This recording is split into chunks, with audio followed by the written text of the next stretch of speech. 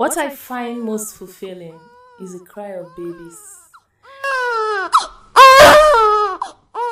Let's talk Africa, the Africanness of Africa, the beauty, its people, our peculiarities. This is Unzipped Stories. I am DS Bello.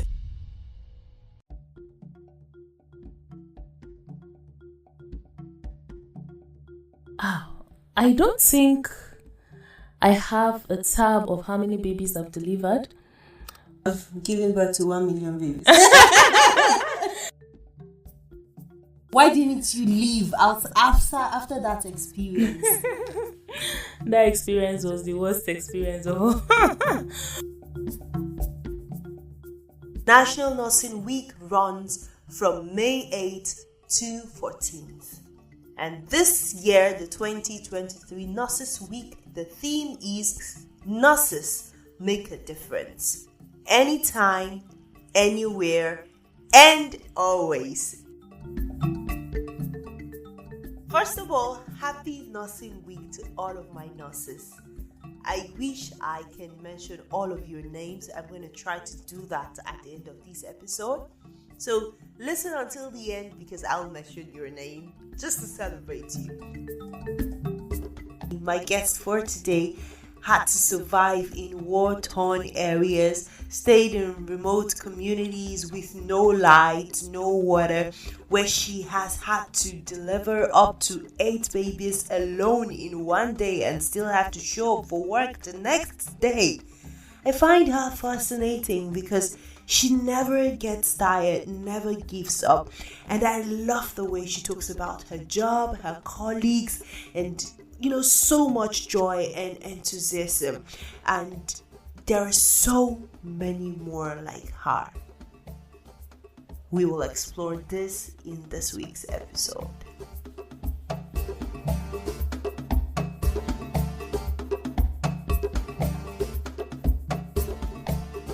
Hello everyone, hiya! Welcome to Unzipped Stories, where we come every single time to listen, learn, grow, and most importantly, get inspired.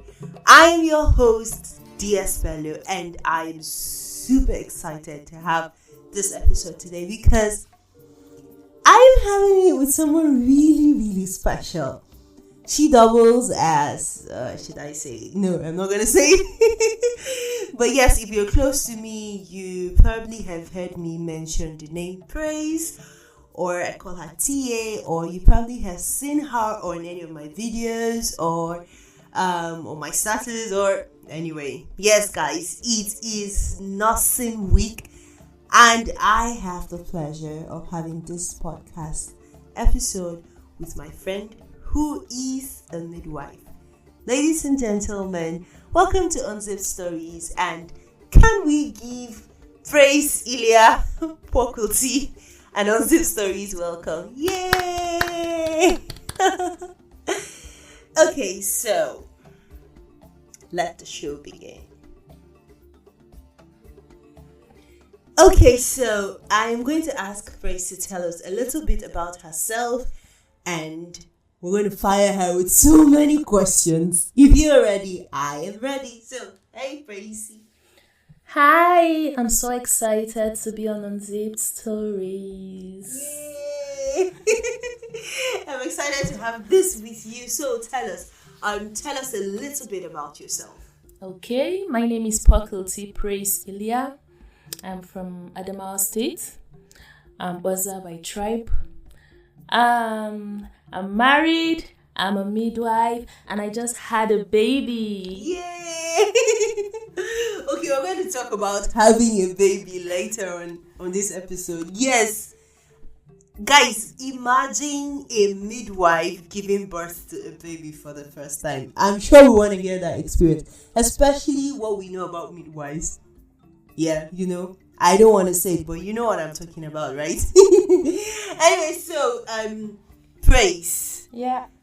First of all, what is most interesting for me in your entire career is some of the daunting tasks that you have had to carry out in the period of your career.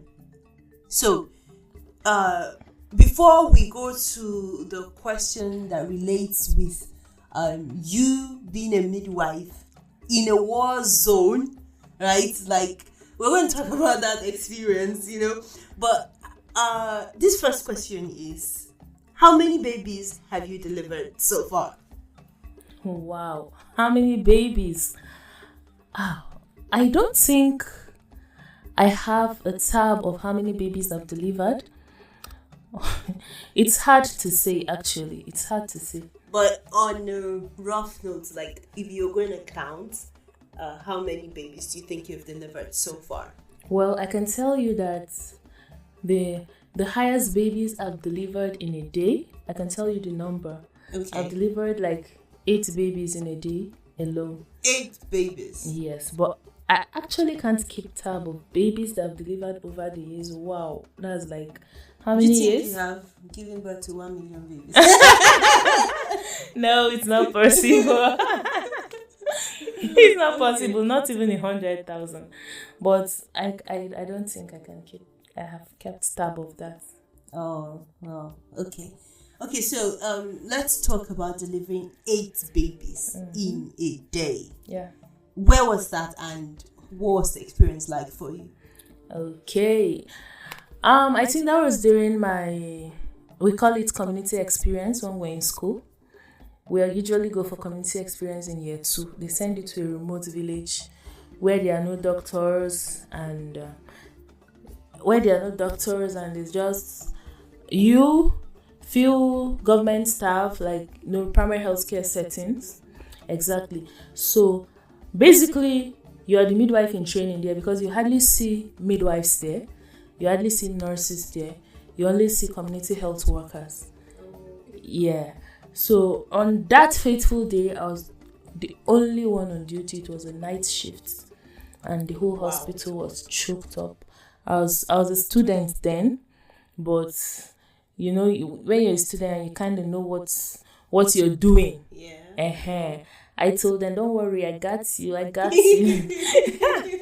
That was how the night started calmly. I didn't know that I'll have to deliver up to 8 babies. Before morning, I think I handed over the 9th patient, and I was still there when the 9th patient gave birth, but already the morning shift people had already resumed. So it would have been 9 babies, but I had 8. So let's get this straight. As a student, you delivered up to 8 babies in one night. Yes, it was an awesome night. No complications. Awesome.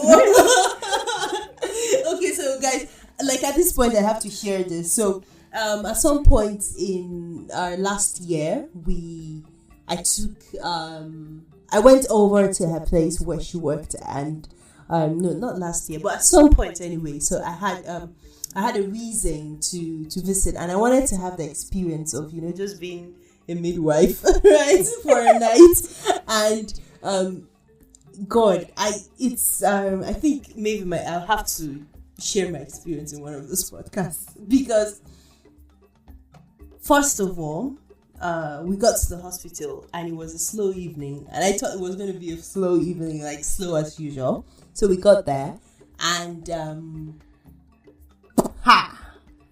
what your eyes saw, your mouth cannot say it. It's too heavy. So I think I progressed, right? So when we got there, at first I was excited. I'm going to the hospital. I'm going to have a midwife experience, and I thought I loved pregnant women until I got there.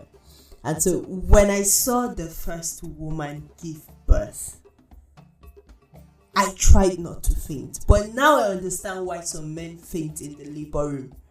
I can't explain. Maybe scared, maybe worried, maybe I honestly don't have a word for it. You know how you think you can do something and then it's staring right at your face. And going there, I told them I was going to volunteer and help them deliver babies. But I think that my first 1 hour, I couldn't step into the actual labor room. I was just watching by the door because I was feeling dizzy and I just felt